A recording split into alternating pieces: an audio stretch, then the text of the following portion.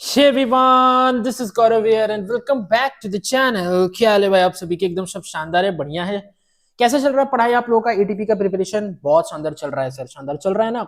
One marker का question यानी one markers का मैंने क्वेश्चन आप लोगों को एक वीडियो में प्रोवाइड करवाया था और उसमें बहुत कुछ समझाया भी था, एक एक चीज एक एक क्वेश्चन बारीकी से समझाया था। ठीक है, चलो अब बात करते हैं क्वेश्चन नंबर मतलब 3 नंबर का क्वेश्चन में क्या क्या इंपॉर्टेंट क्वेश्चन है। देखो इसमें ऐसा बहुत सारा क्वेश्चन है जो कि 5 मार्क्स में भी पूछ सकता है आप लोग का और 3 मार्क्स में भी पूछ सकता है। ठीक है, चलो क्वेश्चन नंबर 1 देखो क्या है। सबसे पहला जो क्वेश्चन है वो बहुत इंपॉर्टेंट है, 5 मार्क्स के लिए नहीं 3 मार्क्स के लिए इंपॉर्टेंट है। State the characteristics of fixed capital.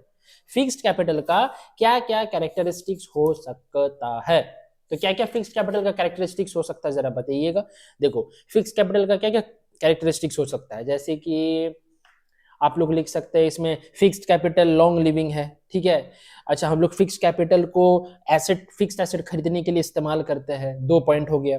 तीसरा, फिक्स्ड कैपिटल बिजनेस का साइज के ऊपर डिपेंड करता है। अगर छोटा बिजनेस है तो कम फिक्स्ड कैपिटल चाहिए, बड़ा बिजनेस है तो ज्यादा फिक्स्ड कैपिटल चाहिए। ठीक है, तो the amount of fixed capital depends on the size of the business. अच्छा उसके बाद फिक्स्ड कैपिटल क्या कॉस्ट को भी इन्फ्लुएंस करता है। ठीक है, जितना ज्यादा आपका कैपिटल होगा क्वालिटी का सामान उतना प्रोड्यूस कीजिएगा, ये भी हो सकता है। अच्छा रिस्क ज्यादा होगा फिक्स कैपिटल में। अगर आप लोग फिक्स्ड एसेट में पैसा लगाते हो तो वो लॉन्ग टाइम के लिए आप लोगों के लिए बेनिफिशियल है। तो ये सब फिक्स कैपिटल के कैरेक्टरिस्टिक्स होते हैं, 3 नंबर में आप लोग आराम से लिख सकते हैं, 4-5 पॉइंट। ठीक है, अच्छा उसके बाद क्या है, एक आप लोग कीजिएगा डिफरेंस। अच्छा ठीक है, चलो वो लॉन्ग क्वेश्चन में मैं बता दूंगा। ठीक है, देखो यहाँ पे क्वेश्चन नंबर 2 में क्या है, difference between shares and debenture. Share और डिवेंचर के बीच में अगर 3 नंबर में आया तो 4 पॉइंट सफिशियंट है, 4-5 पॉइंट, 3-4 पॉइंट लिख देना। ठीक है, उसके बाद देखो शेयर में क्या होगा ना, स्टेटस क्या है, शेयर होल्डर ओनर्स है, डिवेंचर होल्डर क्रेडिटर है, ये भी लिख सकते हैं आप लोग। फेस वैल्यू, ठीक है, किसका फेस वैल्यू ज्यादा होता है, किसका वैल्यू फेस वैल्यू कम होता है। ठीक है, ये सब चीज आप लोग लिख सकते हो। उसके बाद क्या बोलते हैं कि और क्या है, हाँ ठीक है इतना लिख लो। अच्छा एक क्वेश्चन और कर लेना, याद आ गया, वही चीज सोच रहे थे अभी, 1 मिनट। हाँ आप लोग करना difference between current ratio and quick ratio. क्या करना, current ratio and quick ratio के बीच में डिफरेंस करना 3 नंबर के लिए। ठीक है, हाँ जैसे कि current asset current ratio current asset और करेंट लाइबिलिटी का रिलेशनशिप को दिखाता है, वहीं पे लिक्विड रेशियो क्या दिखाता है, लिक्विड एसेट और करेंट लाइबिलिटी में। ठीक है, अच्छा फॉर्मूला दोनों का डाल देना तो वो एक डिफरेंस बन जाएगा, आइडियल रेशियो डाल देना वो एक डिफरेंस बन जाएगा, 3 पॉइंट हो गया। हाँ अच्छा ऑब्जेक्ट क्या होता है, करेंट रेशियो का ऑब्जेक्ट होता है कि उसको अपना करंट लाइबिलिटी को पे करना होता है अपना करंट एसेट से, उसको अपना करंट लाइबिलिटी को पे करना होता है अपना करंट एसेट से। और जो क्विक रेशियो का ऑब्जेक्टिव होता है, देखो अपना करंट लाइबिलिटी को डिस्चार्ज करना क्विकली, यानी 1 महीना के अंदर, विद इन अ मंथ।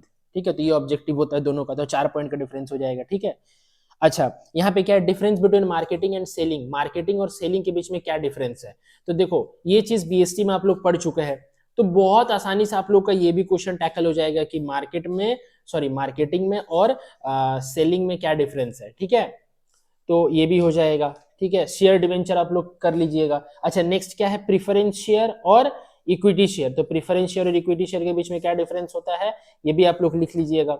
ऐसा कोई हार्ड नहीं है कि सर लिख ही नहीं पाएंगे, ऐसा तो कुछ है नहीं। ठीक है, हाँ ये सब सारा कुछ बीएसटी का पॉइंट है, और मैंने पिछले वीडियो में बताया भी था कि बीएसटी अगर पढ़ लोगे, अकाउंटेंसी पढ़ लोगे और अगर इकोनॉमिक्स पढ़ लोगे तो बहुत टैकल हो जाएगा। ठीक है, तो ये वाला क्वेश्चन आप लोग जरूर कर लीजिएगा, डिफरेंस बिटवीन मार्केटिंग सेलिंग और difference between preference share and equity share. Marketing selling में पहले मीनिंग लिख दीजिएगा, फिर ऑब्जेक्ट क्या होता है, मार्केटिंग का प्रॉफिट कमाना, और सेलिंग का ऑब्जेक्टिव होता है क्या, ज्यादा से ज्यादा सेल करना। स्कोप क्या है, मार्केटिंग का स्कोप ज्यादा बड़ा है यानी वाइडर है। ठीक है, और सेलिंग का क्या है, लिमिटेड है। अच्छा स्टार्ट कैसे करके कर सकते हैं, प्रोडक्शन करके। ठीक है, जैसे कि मैं आप समझा देता हूँ, मार्केटिंग में क्या होता है ना कि सबसे पहले आपको मार्केटिंग करके प्रोडक्शन को पता लगाना होता है। ठीक है, हाँ कि कैसे करके करे, और सेलिंग में क्या होता है, विदाउट प्रोडक्शन स्टार्ट होगा ही नहीं। ठीक है, हाँ मार्केटिंग क्या है, मार्केटिंग एक मॉडर्न कॉन्सेप्ट है, यानी आधुनिक तौर पे जो जीने वाले लोग हैं वो मार्केटिंग को समझते हैं। जैसे कि आप लोग भी समझते होंगे डिजिटल मार्केटिंग, और पहले के जमाने लोग क्या समझते थे, सेलिंग वो ट्रेडिशनल कॉन्सेप्ट है। समझ गया ना। मार्केटिंग क्या है, कस्टमर ओरिएंटेड है, यानी सिर्फ और सिर्फ वो कस्टमर के साथ डील करेगा। और सेलिंग क्या है, प्रोडक्ट ओरिएंटेड है, ठीक है।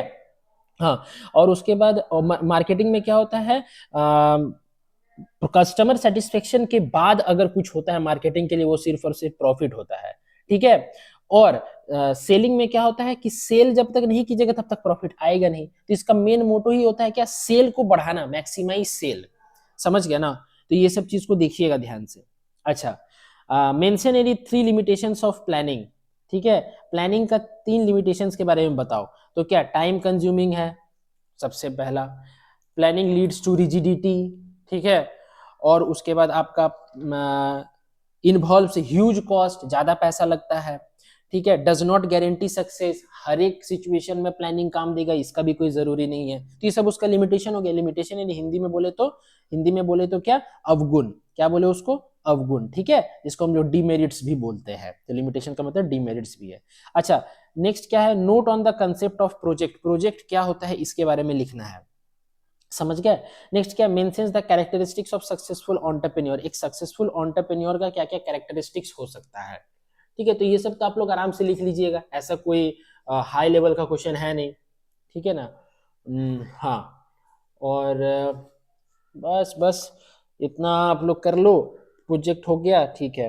Mention the characteristics of successful entrepreneur. Successful entrepreneur का क्या क्या होता है, जैसे लीडरशिप, नेतृत्व, रिस्क बियरिंग, ठीक है। उसके बाद आपका इनोवेशन, नया नया टेक्निक्स खोजता है, गोल ओरिएंटेड, अपना जो उद्देश्य उसके हिसाब से काम होता है, डिसीजन मेकर, कब क्या डिसीजन लेना है बिजनेस में उसको भी वो ध्यान रखता है। तो ये सब आपका क्या कैरेक्टरिस्टिक्स हो जाता है, फीचर हो जाता है, विशेषता हो जाता है किसका, एक सक्सेसफुल एंटरप्रेन्योर का, ठीक है। चलो, डिफाइन फाइनेंस। फाइनेंस क्या होता है, तो फंड जो रिक्वायर होता है डे टू डे एक्टिविटी में। कोई भी बिजनेस को चलाने के लिए फाइनेंस का जरूरत पड़ता है, चाहे आप डे टू डे एक्टिविटी यानी रोज का खर्चा बियर करो या चाहे लॉन्ग टर्म का खर्चा बियर करो। Why break even analysis is important. Break even analysis important क्यों है, तो देखो 3 पॉइंट है इसमें। जैसे एक हो जाता है डायग्नोस्टिक टूल, जो ब्रेक इवन है ना एनालिसिस, वो डायग्नोस्टिक टूल है, यानी कि सर ब्रेक इवन करके ना हम लोग अपना जो डेली का जो प्रॉब्लम है ना उसको डायगोनाइज कर सकते हैं, क्या, डायग्नोस्टिक टूल है, ठीक है। तो डायग्नोस्टिक टूल है ये वाला पॉइंट जरूर लिखिएगा। अच्छा, एक क्या है, रिस्क वैल्यूएशन।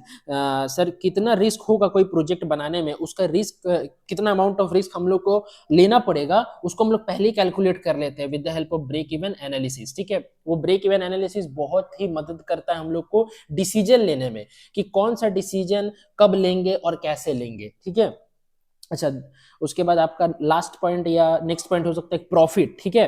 कि ब्रेक इवन एनालिसिस बहुत हेल्प करता है कि इस प्रोजेक्ट में कितना प्रॉफिट हो सकता है, प्रॉफिट फोरकास्ट करने में, ठीक है। दूरदर्शिता जिसको बोलते हैं हम लोग, कि सोचते हैं हम लोग फ्यूचर में इस प्रोजेक्ट के ऊपर कितना हम लोग प्रॉफिट कमा सकेंगे। समझ गए ना बात को, ठीक है। हाँ, क्वेश्चन नंबर 10 देखो, what are the responsibilities of an entrepreneur towards society. क्या क्या रिस्पॉन्सिबिलिटी होना चाहिए एक साहसी का समाज की तरफ। तो समाज की तरफ देखो, ये 5 मार्क्स में भी क्वेश्चन पूछा जा सकता है, ये भी 5 मार्क्स में क्वेश्चन पूछा जा सकता है। अच्छा, सक्सेसफुल एंटरप्रेन्योर का कैरेक्टरिस्टिक्स, वो भी 5 मार्क्स में आ सकता है। प्रेफरेंस शेयर, इक्विटी शेयर का डिफरेंस, वो भी 5 मार्क्स में आ सकता है। तो आप लोग पॉइंट बढ़ा देना। और एक बात बोले, मिनिमम कम से कम नहीं भी तो 8 पॉइंट याद कर लो। अगर 3 नंबर में आता है तो 3 से 4 पॉइंट लिखना, और अगर 5 नंबर में आता है तो 7-8 पॉइंट लिखना। समझ गया ना बात को। तो 8 पॉइंट याद कर लो बेसिस में डिफरेंस का, तो दोनों हो जाएगा।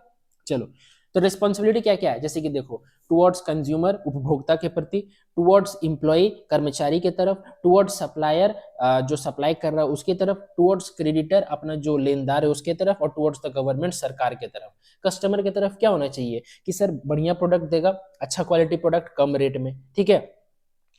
उसके बाद क्या, आफ्टर सेल सर्विस देगा, अच्छा पैकेजिंग देगा ताकि उन लोगों को कोई प्रॉब्लम ना हो। इम्प्लॉय की तरफ क्या होना चाहिए, कि सर अच्छा कंडीशन देगा काम करने का, जहां वो लोग काम कर रहा है वो एक अच्छा माहौल होना चाहिए, ठीक है। वर्किंग आवर क्या अप्रोप्रिएट रखेगा, ऐसा नहीं कि बुला करके बोला गया है सर 8 घंटे का काम है और अब 10 घंटा करवा रहे, ये भी गलत है, ठीक है। इम्प्लॉय का सेटिस्फेक्शन होना चाहिए, है ना, संतुष्टि होना चाहिए काम करके आपके साथ, ठीक है।